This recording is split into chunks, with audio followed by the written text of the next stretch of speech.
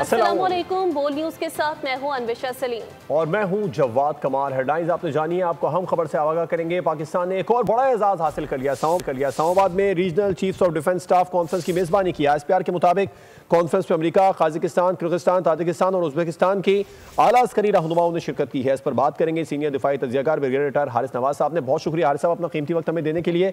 सिफारती सतह पर पाकिस्तान जनूबी एशिया में अस्करी सतह पर भी मजबूत हुआ, उसके बाद अब सेंट्रल एशिया के ममालिक ने भी पाकिस्तान के साथ अच्छे ताल्लुकात रखे हैं। ये इस बात का सबूत है जो कॉन्फ्रेंस हुई है। देखें, ये बड़ी इंपॉर्टेंट कॉन्फ्रेंस जिसमें सीनियर लीडरशिप ने मिलिट्री की USA की है, काजाकिस्तान, किर्गिस्तान, ताजिकिस्तान और उज्बेकिस्तान की है।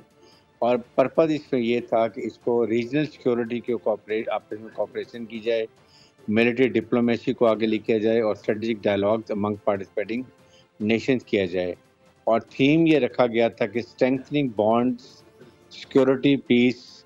द कॉन्फ्रेंस ख़ास तौर पे चाह रही थी कि इसमें सिक्योरिटी कोलैबोरेशन की जाए, ट्रेनिंग इनिशिएटिव्स लिए जाएं और उसके साथ एक्सचेंज टू बेस्ट फैसिलिटीज जो वो लेके चली जाए आगे, और काउंटर टेररिज्म को देखा जाए और डिफेंस सिक्योरिटी, ये चीज़ों को ज़्यादा अहमियत दी जाए। Chief army staff field marshal Asim Munir ने तब सबको वेलकम भी किया और फिर रीफाउंड किया कि पाकिस्तान की कमिटमेंट है पीस, स्टेबिलिटी और constructive engagement across the region, इस रीजन को स्ट्रॉन्ग करने के लिए। और इसके साथ साथ जो इम्पोर्टेंट था कि ज़्यादा deeper military to military cooperation की जाए, स्ट्रेटेजिक डायलॉग किए जाएं और म्यूचुअल ट्रस्ट डेवलप किया जाए, ताकि ये बहुत इम्पोर्टेंट है। और पाकिस्तान रिमेन फुली कमिटेड कि हम इस पार्टनरशिप को बिल्डअप ज़्यादा किया जाए और इससे रीजन को स्ट्रॉन्ग किया जाए। उससे ये भी पता चलता है कि मार्के हक के बाद पाकिस्तान कितना इम्पोर्टेंट रीजनल स्टेबलाइजर बन गया है और पाकिस्तान को कितनी इम्पोर्टेंट दी जा रही है। ये बहुत इंपॉर्टेंट चीज़ें हैं। आई थिंक ये इस चीज़ को हमेशा में आप इस बात को याद रखना चाहिए। बिल्कुल ऐसे। अच्छा ब्रिगेडियर साहब, भारत मुसलसल प्रोपेगेंडा कर रहा है, साजिशी थ्योरीज कर रहा था, वो तमाम तर अब दम तोड़ गई हैं और ये कॉन्फ्रेंस इस बात की गुमाजी है कि पाकिस्तान अमन का दाई है।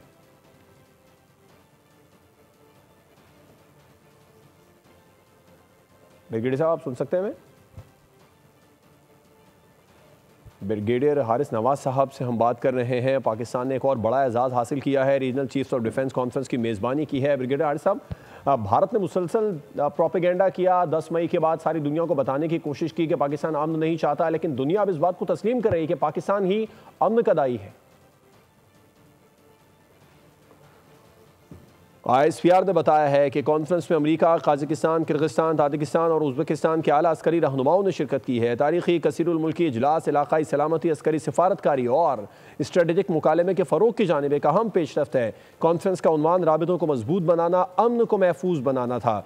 सिक्योरिटी ताउन को मजबूत करना, तरबियती इक़दामात को भी फ़रोग देना था। पाकिस्तान ने एक बड़ा एजाज़ हासिल किया, इस्लामाबाद में regional chiefs of defence conference की मेज़बानी की है। ISPR के मुताबिक कॉन्फ्रेंस में America, Kazakhstan, Kyrgyzstan, Tajikistan, Uzbekistan के आला अस्करी रहनुमाओं ने शिरकत की।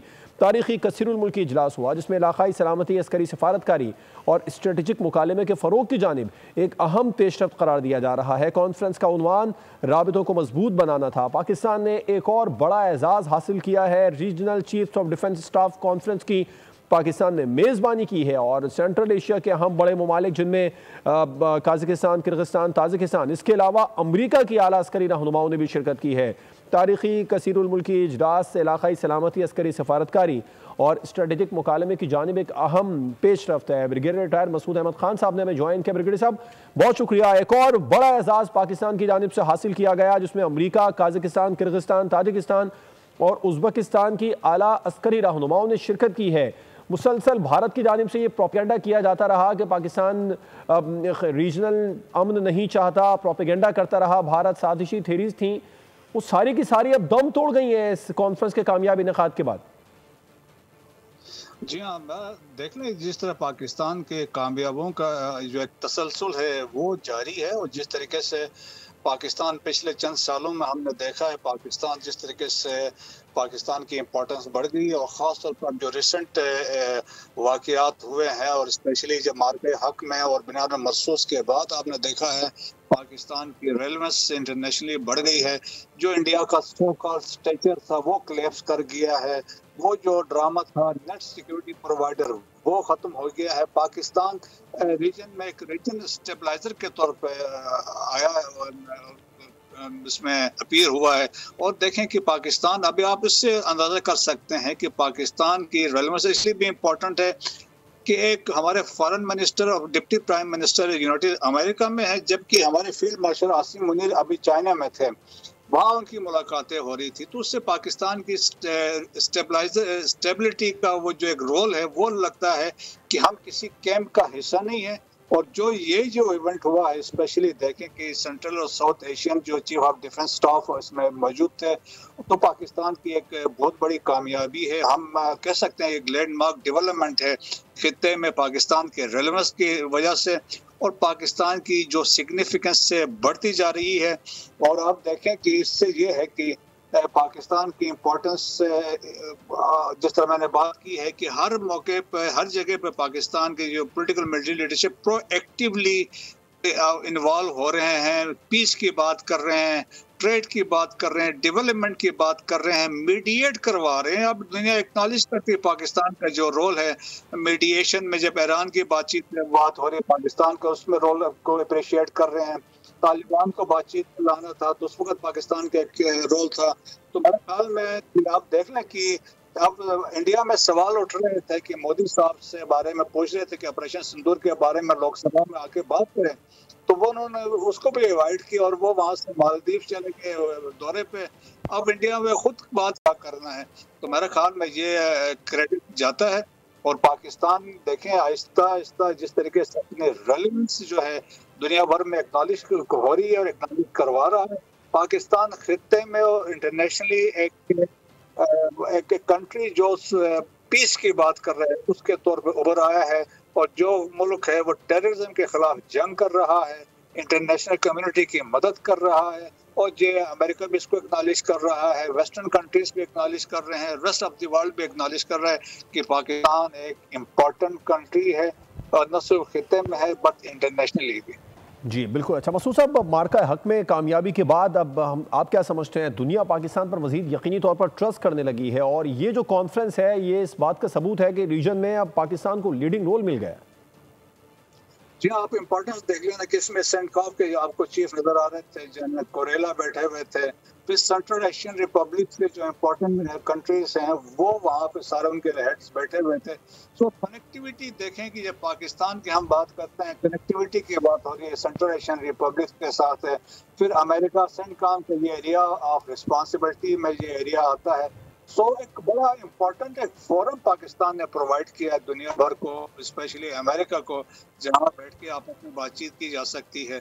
तो मेरा ख्याल आप जिस तरह मैंने कहा कि पाकिस्तान की रेलेवेंस जो थी या जो हमारा जियो स्ट्रेटेजिक प्रोफाइल है वो दैट हैज शॉट अप। अब दुनिया भर में है, अब दुनिया में कहीं भी जाके अभी आप बात करें पाकिस्तान की तो पाकिस्तान के नाम लोग खुशी से, एहतराम से, खासतौर पर मुस्लिम ममालिक में आपने देखा है जिस तरह के वहाँ पे आप पाकिस्तान जिंदाबाद की बात करते हैं, क्योंकि मुसलमानों में जो जवाल था तो वहाँ पाकिस्तान ने एक उनको दिखाया है जब आप मुत्तहिद हो, जब आपकी अफवाज मुत्तहिद हो, आपकी फौज स्ट्रांग हो, तो आप फिर इस तरीके से दुश्मन को ज़ेर भी कर सकते हैं, चाहे वो आपसे 11 गुना बड़ा क्यों ना हो।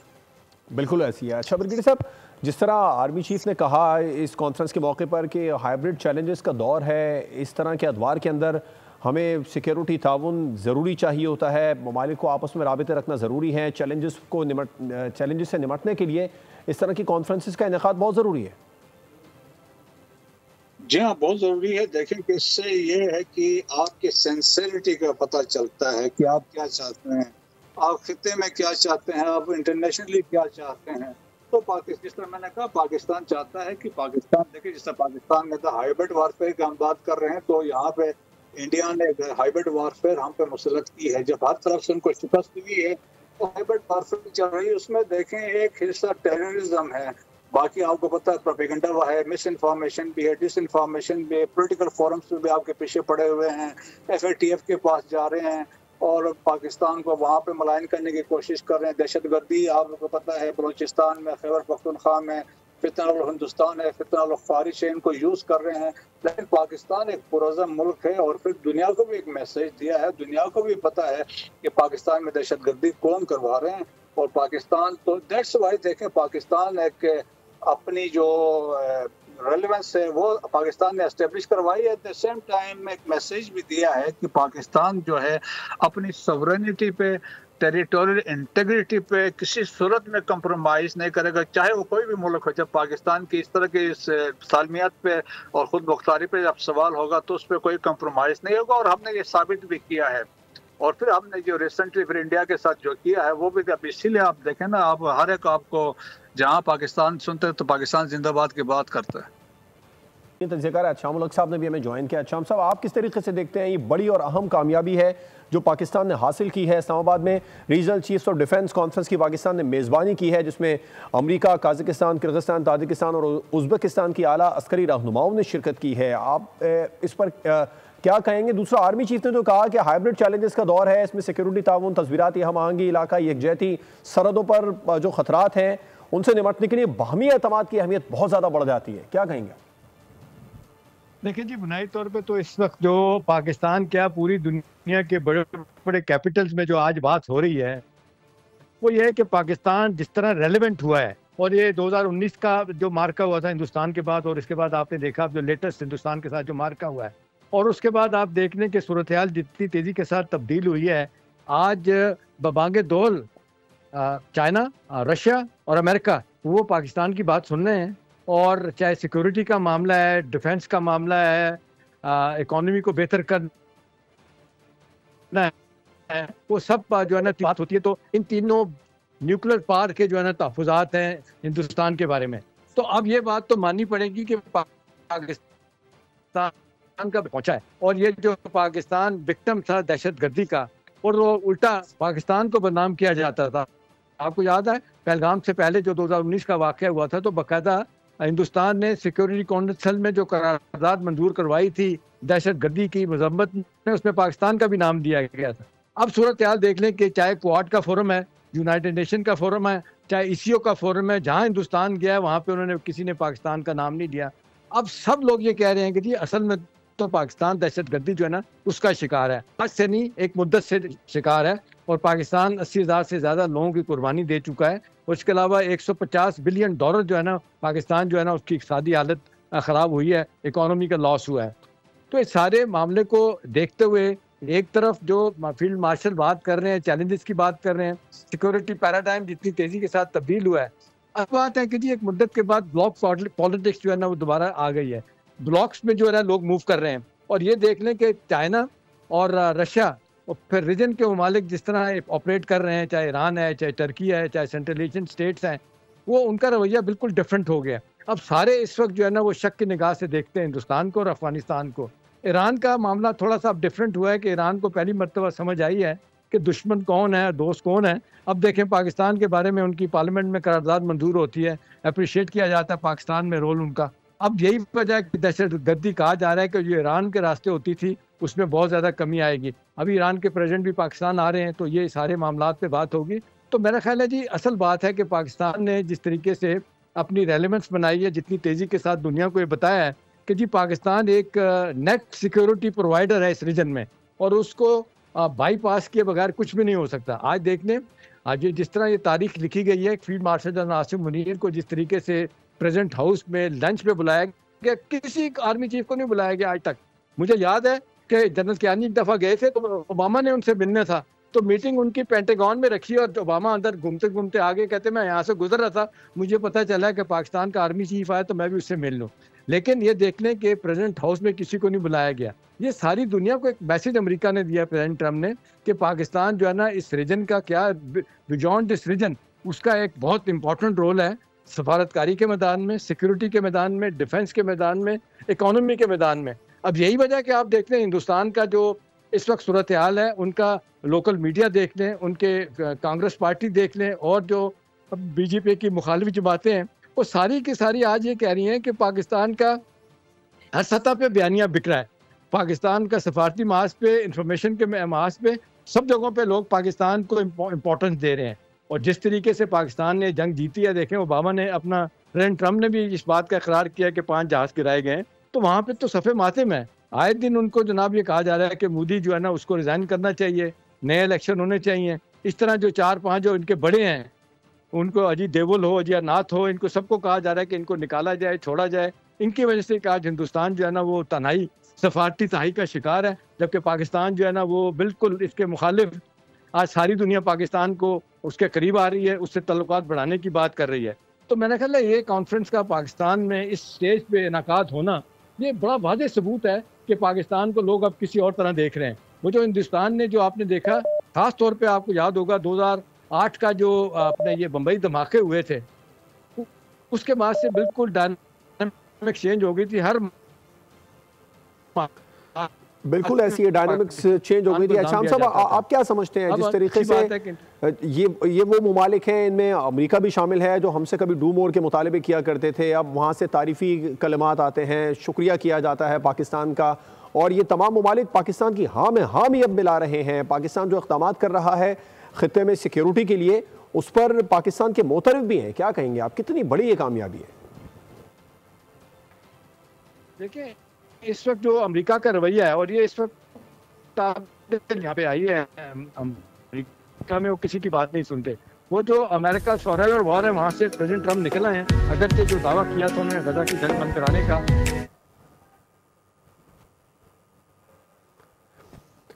शाम साहब से भी बात करेंगे। शाम साहब से हमारा राब्ता बहाल हुआ है। शाम साहब, आप इस तरह की कॉन्फ्रेंसिस के इनेकाद के बाद आप क्या समझते हैं? पाकिस्तान ने बिल्कुल प्रूव कर दिया कि पाकिस्तान को बाईपास किए बगैर आप रीजन में अहम फैसले नहीं कर सकते।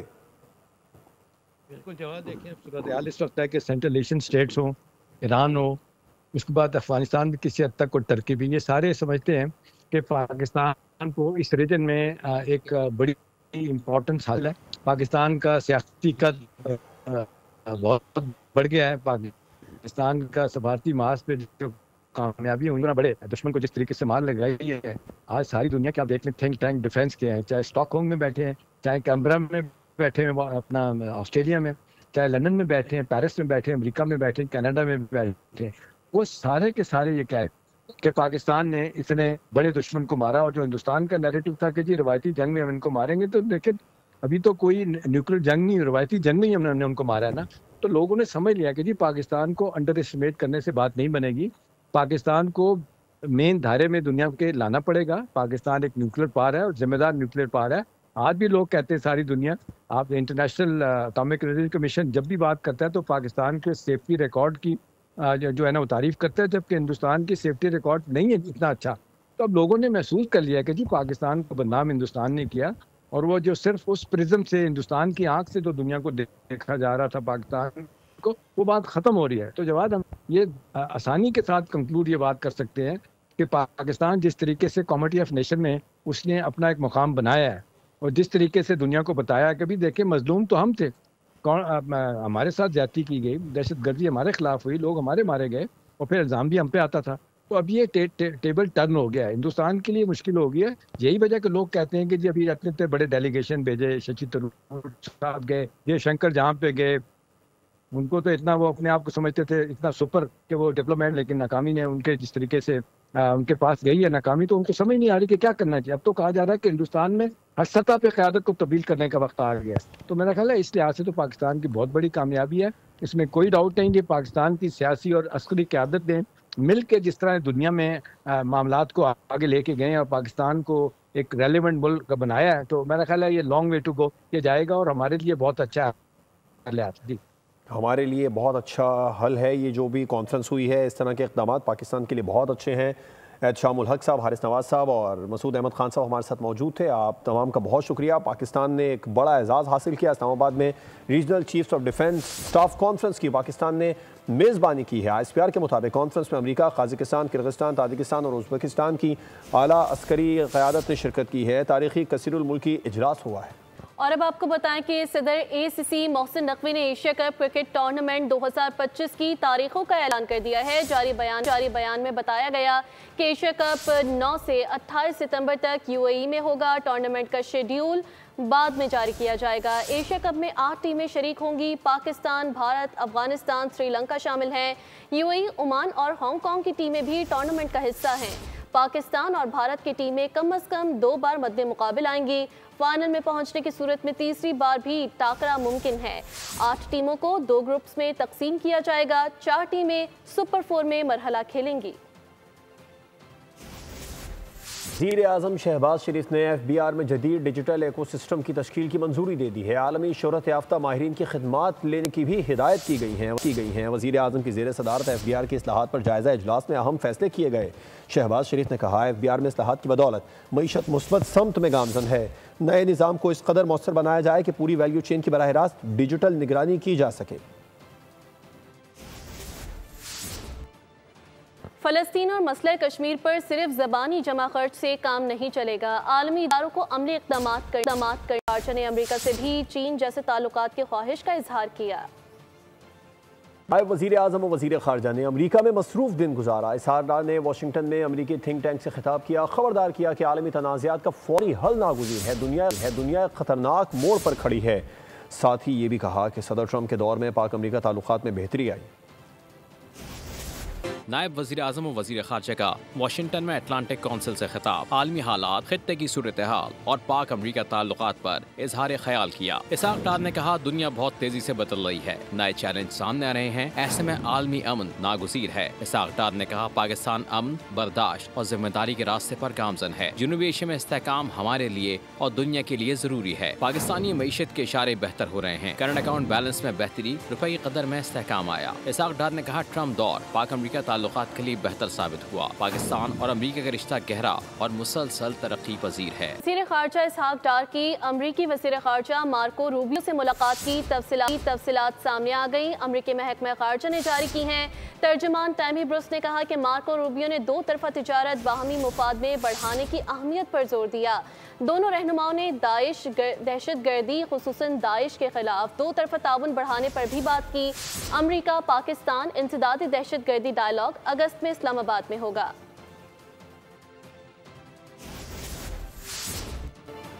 खबरों के सिलसिले को आगे बढ़ाएंगे। आपको बताएं, खुशी में की जाने वाली फायरिंग कराची वालों को रास ना आई है। साल 2025 के 6 माह 26 रोज़ में फायरिंग से 10 अफराद जान से गए। एदाद शुमार के मुताबिक हवाई फायरिंग में 258 से ज़्यादा अफराद जख्मी हुए।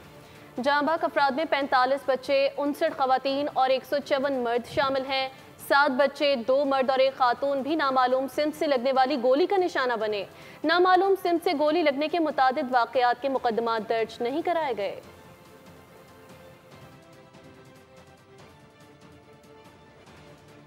पुलिस एहलकारों की फर्जी शनासी, FBR अफसर की बदतमीजी और चेयरमैन FBR का बर वक्त एक्शन सराहा जाने लगा।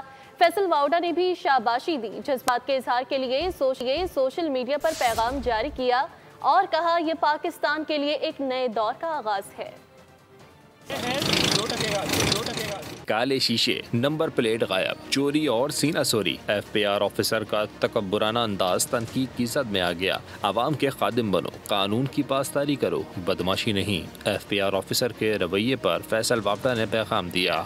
एक्स पर इजहार ख्याल करते हुए फैसल वावडा ने कहा, बदतमीज ऑफिसर को बरतरफ करके चेयरमैन FBR ने मिसाल कायम की। वेल डन चेयरमैन साहब, हमें आवाम की खिदमत करनी है, बदमाशी नहीं। चेयरमैन FBR अच्छे इक़दाम करना चाहते हैं, लेकिन जब निज़ाम का आबे का आबा बिगड़ा हो तो थोड़ा वक्त लगेगा। सेनेटर फैसल वावडा कारोबारी अफराद को मुल्क की सरमाया करार दे गए। जोर दिया कि इनसे इज्जत और एहतराम से पेश आया जाए। वो पाकिस्तान के लिए जो कहा जाएगा करेंगे। रावलपिंडी से खबर है, जहाँ पर जिरगे के हुक्म पर 18 साल शादीशुदा लड़की के मुबैना कत्ल का लर्जा खेज वाक़या। अदालत ने मकतूला की कब्र कुशाई के लिए 28 जुलाई के सुबह 10 बजे का वक्त मुकर्रर कर दिया है। मुतालिका इदारों को ज़रूरी इंतजाम की हिदायत जारी कर दी। पुलिस ने वाक़े में मुलविस होने के शुबे में गोरकन सेक्रेटरी, रिक्शा ड्राइवर समेत 8 अफराद को हिरासत में लेकर अदालत में पेश कर दिया, जहां तफ्तीशी अफसर की इस्तदा पर मुल्ज़िमान का 3 रोज़ा जिस्मानी रिमांड मंजूर किया गया। इब्तदाई तौर पर मुकदमा मकतूला के शौहर की जानिब से अहलिया के अगवा की दफात के तहत दर्ज किया गया था। तफ्तीश में इंकशाफ होने पर मुकदमे में गैरत के नाम पर कत्ल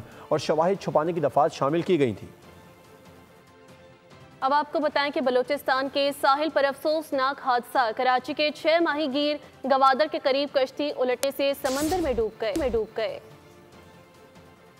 गोट और मच्छर कॉलोनी से ताल्लुक रखने वाले 6 माहीगीर गवादर में मछली के शिकार पर गए थे। इनकी कश्ती गहरे समंदर में हादसे का शिकार होकर डूब गई। कश्ती में सवार बाप की लाश मिल गई, जबकि बेटा और दीगर 4 माहीगीर लापता हैं। लवाहिकीन ने लापता माहीगीरों की तलाश के लिए रेस्क्यू ऑपरेशन तेज करने का मुतालबा किया। हम हुकूमत पाकिस्तान और वजीर फिशरी से और मेरीटाइम सिक्योरिटी के जितने भी जिम्मेदारान हैं आला हुकाम से हमारी यही दरख्वास्त है कि इनके साथ ताउन किया जाए और उनके बच्चे जीशान की लाश को भी तलाश किया जाए। कश्ती हादसे में खुशकिस्मती से एक माहीगीर जिंदा बच गया।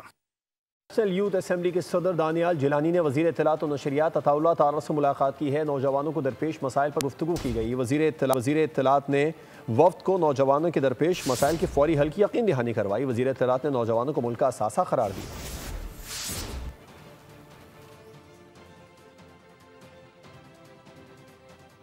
वफाकी वज़ीर सेहत मुस्तफ़ा कमाल ने बीजिंग में ग्लोबल हेल्थ फोरम में पाकिस्तान की नुमाइंदगी करते हुए सेहत आमा की बेहतरी के लिए नुक्ता नज़र पेश किया। वज़ीर सेहत मुस्तफ़ा कमाल ने अपने खिताब और बैनुल-अक़वामी रहनुमाओं से मुलाकातों के दौरान इस बात पर जोर दिया कि आलमी सेहत की हुक्मरानी का महवर सिर्फ बीमारियों के इलाज तक महदूद ना रहे, बल्कि बीमारियों से पेशगी बचाव और सेहतमंद तर्ज़ ज़िंदगी के फ़रोग़ पर मरकूज़ हो। उन्होंने कहा कि आलमी वबाओं, मौसमी बीमारियों और सेहत के उभरते हुए चैलेंजेस से निमटने के लिए शफाफ पॉलिसी साजी, सादा और काबिल फ़हम हिकमत अमली और अवामी एतमाद को बुनियादी सतून बनाया जाए। दीगर खबरों को शामिल करते हुए आपको बताएं कि कराची आर्ट्स काउंसिल में सिंध डिजिटल मीडिया कॉन्फ्रेंस का इनेकाद हुआ, जिसमें सिंध भर से digital media activist, content creators, influencers और व्लॉगर्स शरीक थे। कॉन्फ्रेंस का मकसद डिजिटल मीडिया के जिम्मेदाराना और मुस्बत इस्तेमाल को फ़रोग़ देना था।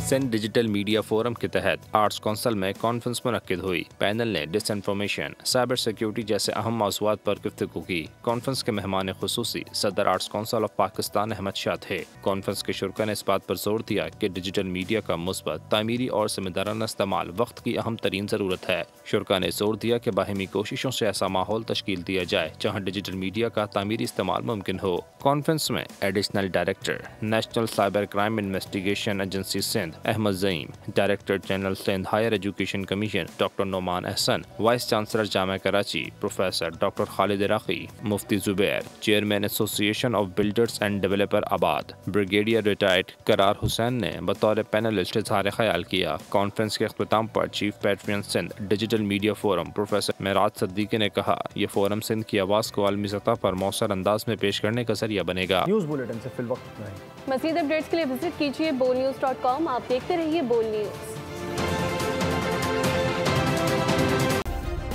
सब्सक्राइब करें और बेल दबाएं ताकि कोई खबर रह न जाए।